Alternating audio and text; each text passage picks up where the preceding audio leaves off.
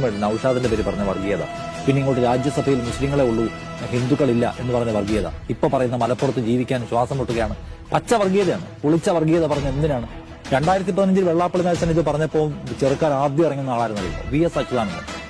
ആ പ്രായത്തിൽ അദ്ദേഹം കേരളം മുഴുവൻ നടന്ന് വെള്ളാപ്പള്ളി നടേശനെ ഇറക്കി വിഷം തിരിച്ചു കൊടുപ്പിച്ചു അദ്ദേഹത്തെ കൊണ്ട്.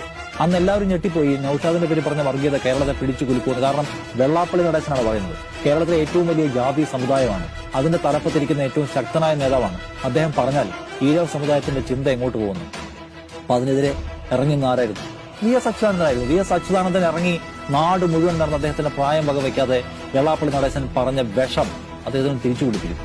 പിന്നെ ദീർഘകാലം വെള്ളാപ്പള്ളി നടേശൻ മിണ്ടിയിട്ടില്ല. എന്ന് മാത്രമല്ല, CPM-ന്റെ പ്രധാനപ്പെട്ട നേതാക്കൾ എല്ലാവരും കർശനമായ സമീപനമാണ് വെള്ളാപ്പള്ളിക്കെതിരെ സ്വീകരിച്ചത്. അന്ന് VM സുധീരന്റെ പേര് മറന്നു പോകാൻ പാടില്ല. അന്ന് VM സുധീരൻ പറഞ്ഞു, കേരള തൊഗാഡിയാണ് ഈ മനുഷ്യൻ.